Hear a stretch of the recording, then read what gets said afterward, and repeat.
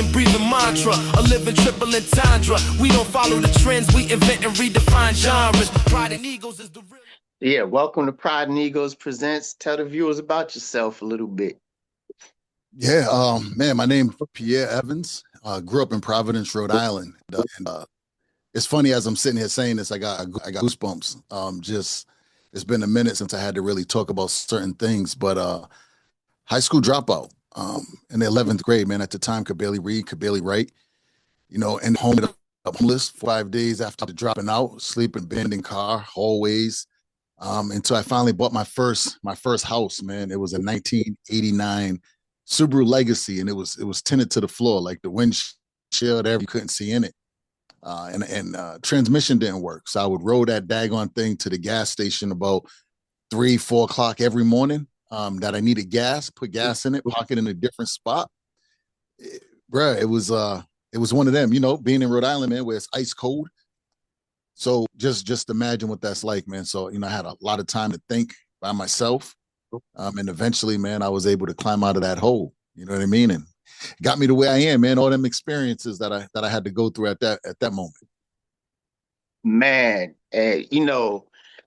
me and you, we grew up together. I didn't spend as much time with you. Then I ended up leaving and stuff like that. But I always just think about, because I remember when you went to Cali, you came back, and then then not too long after that, I think I left. But yeah, how was growing up in Rhode Island, and tell us about like how you maneuvered through those pitfalls, because not everyone else survived it. Providence is something different. When people hear Providence, they're like, "Oh my God, the little place, the food is amazing," and it is, right? And it's a phenomenal place to live, but it's a phenomenal place to visit. You know what I mean? To visit, but growing up there, totally different, man. The views that you get, the lack of opportunity that's there, you don't get the chance to really enjoy the beauty of Rhode Island. You know what I mean? So growing up there was different. It's so small, congested. Any problems that you have, like anywhere you go, you're gonna run into people. So you're like, man, I'd rather just not go because that's gonna lead to a bigger problem, right? So it's like you're confined in a small little state. You're confined to a smaller little area, and yeah, you go places. You're not gonna not go, but you're limited onto what it is you go do because you don't want to bring. You don't want to bring your wife, your girl to a place, man, and then you end up having some problem that she has no business being in. So yeah, I think I never got the chance to really enjoy my state, man, my city. Now when I go back, I get to see stuff that I never seen when I was there. I'm like, where'd this come from? You know what I mean? So, and people, I say that to people, they're like, what do you mean? Like, it's only so big. So imagine having problems in that city and you're confined. So for me, growing up in Providence, man, in Rhode Island, is bittersweet. I love my state, but there wasn't nothing for me to do there because of choices I made, right? I'm not blaming nobody, choices I made. But I was happy to leave. You know what I'm saying? Like, if that makes sense, like I love it, but I was happy to leave. I got that same type of relationship with it too. I didn't get caught up with everything. Actually, I was about a week from selling guns, and my mom kicked me out the house. She kicked me out the state. So she was like, my cousin was about to put me onto it. He was doing his thing, and then she was like, she didn't know. And then it was one of those things. So when I left, and then I came back, what I felt was like Rhode Island is like it may be like this for other places, but it don't matter what time you go back, it feels like it's a time machine. And every time you go back, you see the same people doing the same things. And you're like, wow, like you felt like you could go back at any time and reinsert yourself and never lose a step. I don't know if you felt like that. It is, man. But what I realized, and what you said is huge, right? Like, yeah, you go back and you get around the same people. It's the same conversation. It's the same activities. It's the same drama stories, right? It's the same aggravation and frustration in the road to nowhere.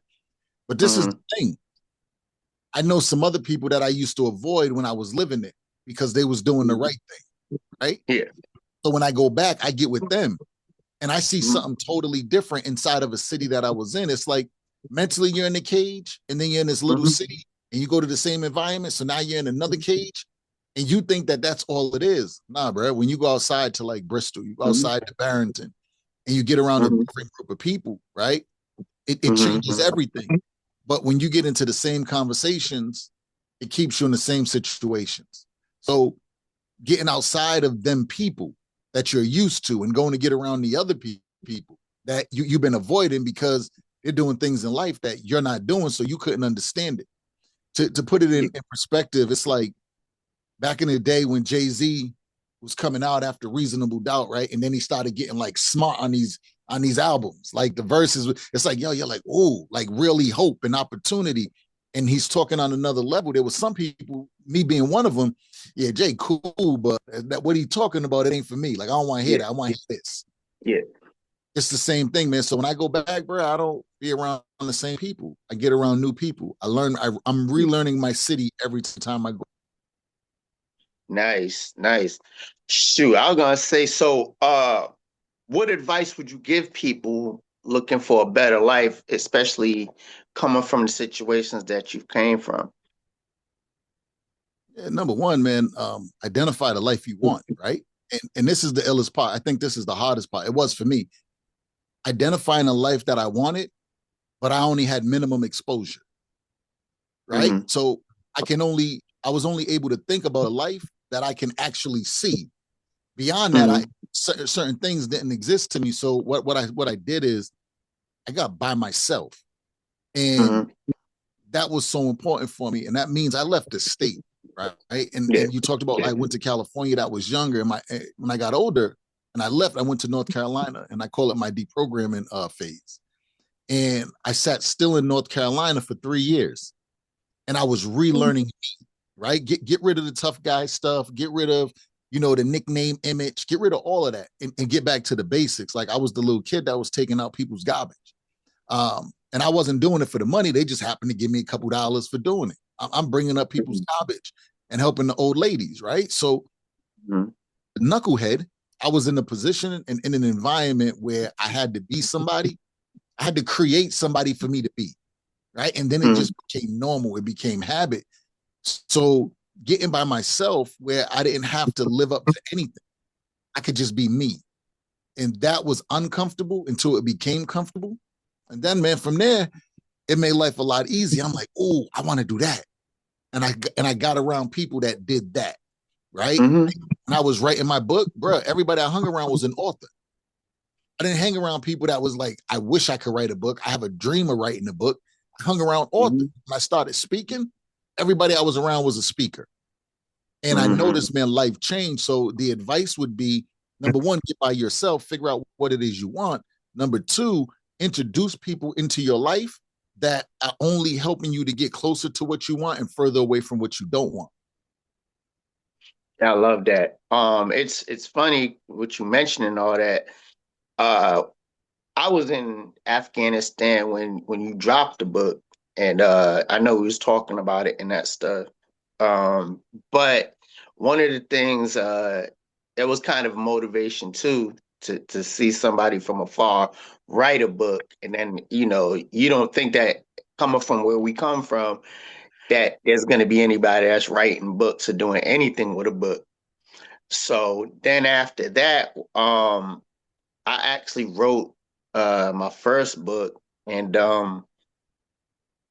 I came up with a formula: timing times background times situation times environment equals your life experience. So everything that you just encapsulated there, it hits the nail on the head for me, because it's the same thing. Once you get around different experiences and different environments, your life is totally different. Yeah. Totally different. Bro, there was a time like I'm not even smiling, right? Like I'm running around. My face is just cold. even now, I find moments, and I got to tell people, and I be like, people that's going to be around me, I'll be like, hey, you might look at me and I might look like I'm mad or upset. It's not like I'm not. Like, believe me, you can ask me anything. You can interrupt me in the moments. I'm not mad. I'm not running around like that, but my face is conditioned to looking blank. You know what I mean? And I work on that. You know what I'm saying? I think sometimes we overlook like the small things, and we be like, man, yo, I can't get that opportunity, or man, why everybody looking at me funny, bro? You're looking funny. You know what I mean? Like you're looking mad. You're looking like you're just me. Why? And I used to trip out, G. I used to look at people, bro, and I'd be like, yo, why these white people laugh? Like, why are they smiling all day? Like, why like, yo, they ain't got the problems I have. You see what I'm saying? Not that they don't have problems, but they don't have the ones I have. The ones where you can end up going to do 5 to life. You know what I'm saying? You can end up never coming home. Like your loved ones don't see you. I'm running around carrying all this baggage, like from what I came through. And I got to that point, like, yo, fix you. Like, yo, just fix yourself, man. So I'm my number one job every day. I got to sell me that you're worth it. Not to nobody else, but you're worth it to yourself. You know what I mean? And that was a game changer.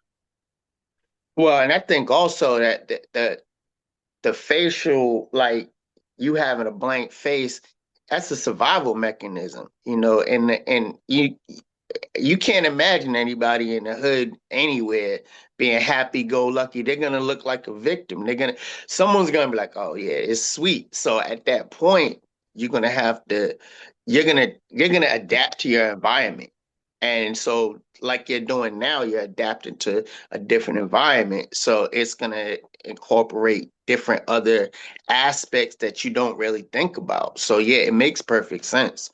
How do you deal with daily stress? Like, does the stress of like past life, do you take any lessons from that, or is it just something, a clean slate, and you just deal with stuff the way it comes? Bro, you never need to recreate the wheel. You make it better. Mm-hmm. Right. So it's not that I was useless. I was just doing a lot of useless activities. So, but I also survived it. So I got to look at it, and my past is a learning ground, right? It's not for me to dwell on. It's not for me to be like, oh, poor me. No, it's like, yo, what happened to the old me, and how can I use that to make the new me even better, right? So I slept in the car. You know what I'm saying? Like, you're from Rhode Island, it's cold in the wintertime, bro. I'm talking January. You know what I mean? Like January, February, bro. It's not nothing to play with, right? I'm sleeping in cars. I'm walking the streets all night. How can I let something so small break me out here in this world? I got tattoos on my body of my cousin that was like passed away, murdered. Most people just be like, oh, natural causes. I lost somebody. Yo, it's different when you wake up and you're like, yo, this dude murdered. This dude murdered. And then you tat it on your body, so you're always seeing it and you're always thinking about it. So at the end of the day, them are lessons. I had to pick. How many times, man, you hear somebody say, man, that's the worst moment of my life? It's like, bro, I heard you say this like 5 times. You know what I'm saying? Like every time something happens, it's the worst. It can't be. I picked a moment in my life where I think things where I set the foundation.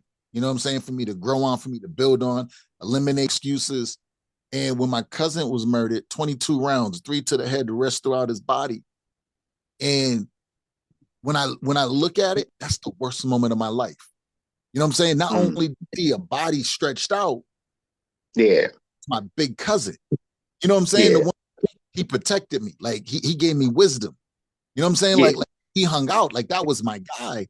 And he's not here, and I see him. Bro, I can never unsee that. But what I can do is I can be like, yo, you know what? No matter what happens to me, nothing's going to be worse than that. And someone said, well, what if it's your mom? I'm like, bro, like you go into like a worst case scenario, discriminating, not saying that I wouldn't be hurt if it was my mom, of course. But that's the first one I ever seen. And in my mind, I can't go below that floor, because at that floor, at that level, bro, I was a menace. You see what I mean? So I picked the worst moment of my life, and I'll never again be like, yo, this is the worst moment of my life. I already picked it. because I made it through that. So find something, man, that you made it through in your past and use that to help better the future. That's how I look at it. I don't overcomplicate this thing. Yeah, I used to tell that to Sean, like Big, I'd be like, bro, like he be talking about something. I'm like, bro, look, you can do what you want in life. You know, you moved, you gave up that life, now you're doing something else. Not too many people are gonna take that and run with it. You know what I'm saying? Most people get comfortable in what they're doing, and that's where death comes. Because death comes when you get too comfortable and you don't want to change. And a lot of times when that happens, you almost imprison yourself in that mindset. And I'm like, bro, you got this. You've done this, and this. You've had all this stuff work against you. There's nothing different in this life. You know what I'm saying? Like on that side, you had stuff working against you, you figure certain stuff out. This side is the same thing, you know. And I told him like it's like '05. I was like, yo, he was like, yo, I'm giving everything up. And I was like, yo, you gonna like not having to look behind your back. You gonna like having this different type of like you can, like you said, if you go to the east side, you know what I'm saying? You ain't sitting there looking crazy. You ain't Yeah. paranoid. You know, so and he took that advice and ran with it. Yeah, it's a game changer, brother. Listen, the only limitations we have is our own. You see what I'm saying? And that's why, like, I got into sales, right? And I think about it, I've been in sales all my life, man. I sold my first bag of butt at 10, right? So this thing happened, and my tagline was, "Hey, these are my last two. I just need to get out of here. I haven't eaten all day." People like, "Yo, here, take this 20, get out of here," and that became my line. Like that became my sales pitch. Yeah. And when you think about it, bro, there's nothing in life that is not sales related, right? And I think when we wake up in the morning, our first sales customer is us, the one in the mirror. So I'm telling myself every morning, I'm brushing my teeth. I'm like, yo, dope. I'm phenomenal. And I believe it. Because it's one thing to be like, yo, what you did is dope. But do you believe it? You know what I'm saying? Like you could be like, yo, I did some phenomenal work today. Okay, but do you believe it? And people be like, yep. I'd be like, okay, cool. Then how come you haven't done it since then? You know what I'm saying? Like when you believe something, bro, you do it every single day. I believed I had the best block in Rhode Island. My block, my people was the best, bro. With them every single day, like no matter what. So therefore, if I'm gonna put it down for this neighborhood like this, and I sold myself on it, why wouldn't I not do that same thing for me? And I find we give energy to things that don't deserve the energy. And we also give energy to things, to people and things that will accept our mediocreness. You know what I mean? Like, accept us being mediocre.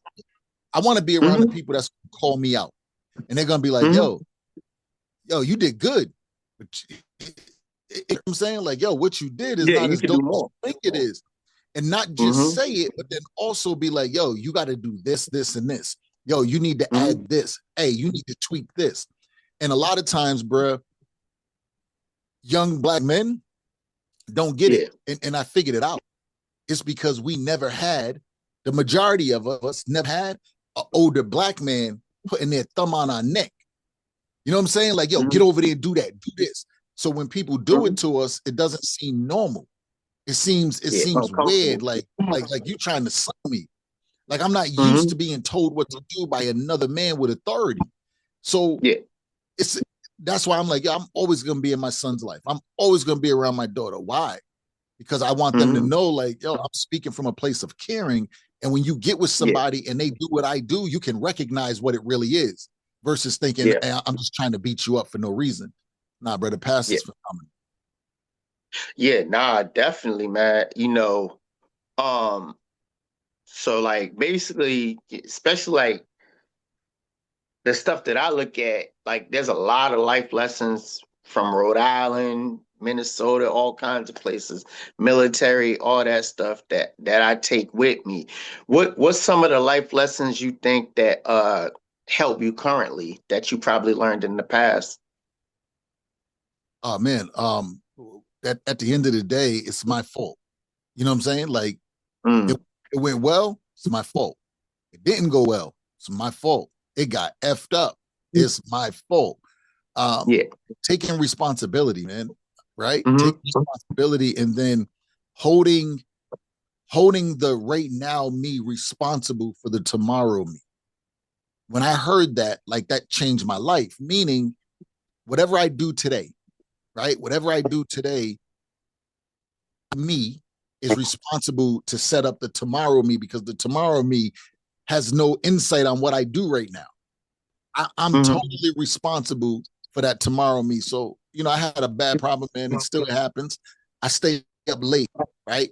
And this be like little things, G, but this is what I'm paying attention to all the time. I stay up late. It'd be like 3 a.m, knowing I gotta wake up at 6, right? I'm up Mm. 3 a.m. I lay down, I'm going to sleep. It's 3:20, 3:30, but I'm waking up at 6. Yo, that next day, I'm dragging. I am struggling to make it through, looking for that next Mm-hmm. breath of fresh air. You know what I'm saying? To push me through a little bit. But why am Yeah. I like that? I'm like that because the last night me had no consideration about what had to be done today. You know what I'm saying? So Yeah. it's like a small thing. So when Mm-hmm. I heard that, yo, that changed my life. Like, yo, the today you is focused on the future you. And I think when you live like that, you say to yourself, like, yo, I don't want to be old and have my kid and be relying on my kids and interfere with their life. I want to make sure that they can live their life and, you know what I'm saying, I'm able to take care of me. Now I might need some help, but I don't need to Mm-hmm. strain and stress out your life Mm-hmm. 100%. geared towards that. Got you. Now it makes sense. It's we the older guys, you know what I'm saying? I was just thinking about that the other day. I'm like, man, I remember just being skinny knuckleheads in the projects, in the Ville, just this, that, the other. And now all of a sudden, I'm like, we the people that people are looking to advice for, and but it's good that we have the life experience to actually provide them decent guidance. You know what I'm saying? It's just I think sometimes it's not the what you say, is kind of how you say it, the tone, and if they know it is coming from a good place.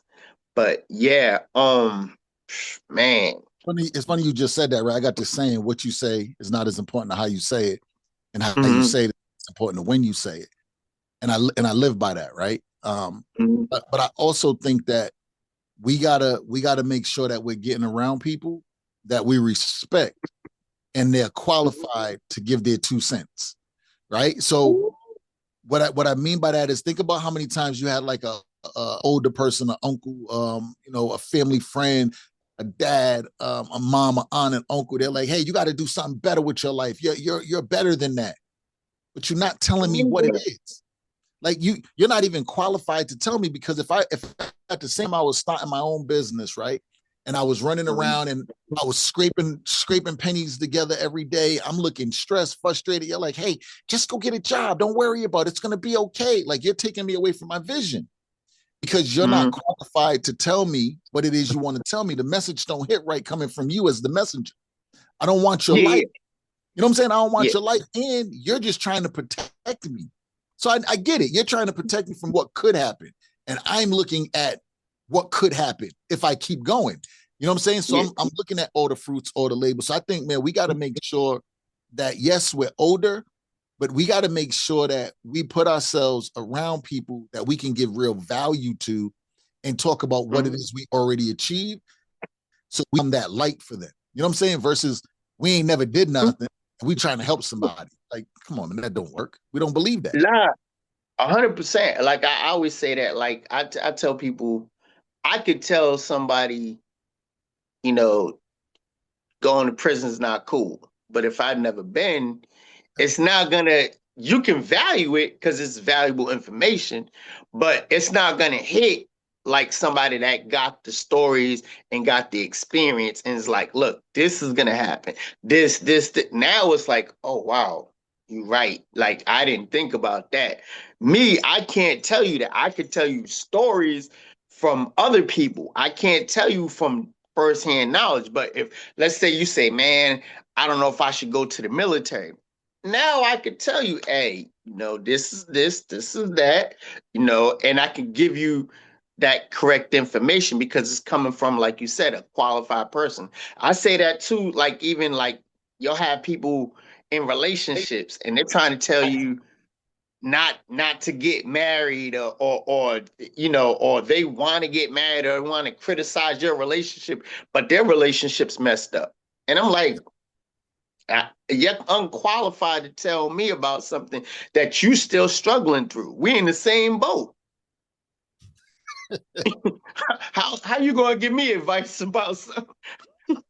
All right, so same thing, right? Yo, you trying to make $1 million, bro? You talking to somebody making 30, 40, 40,000? We're not in the same conversation. Think about it, bro. When I was looking at private contract work, I reached out to you. I was like, gee, what about this? What about that? And you gave me the information. I was like, oh, yeah, I don't qualify for that. You see what I'm saying? I didn't even have to look no more. I'm like, the qualifications, and then to get it, I got to do this. Yep, I'm not willing to do that, and I don't have this. So therefore, even if I did that, that don't matter. Cool. Thank y'all. I appreciate that. Now let me move on. Save your time, right? Correct. I reached out to somebody who was qualified.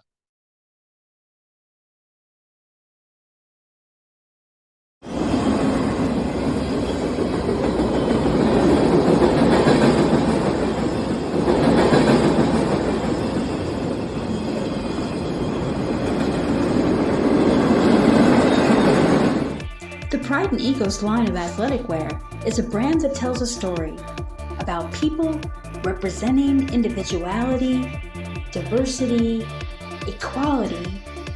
Everybody's got our own story. What's your story?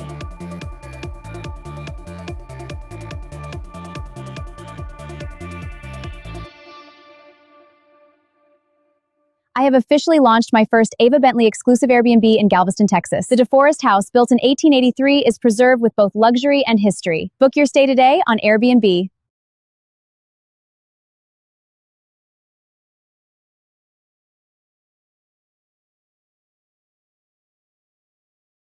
When you book the house, tell them you saw this ad, and you will receive a free Ava Bentley gift bag when you check in.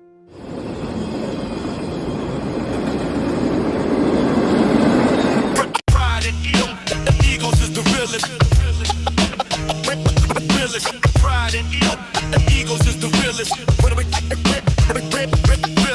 Pride and egos, it isn't just a brand, it's a walking and breathing mantra, a living triple entendre. We don't follow the trends, we invent and redefine genres. Pride and egos is the realest. Global, not local.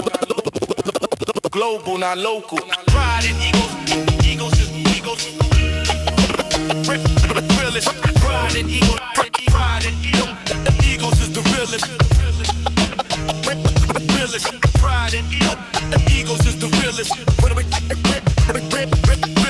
Pride and egos, it isn't just a brand, it's a walking and breathing mantra, a living triple entendre. We don't follow the trends.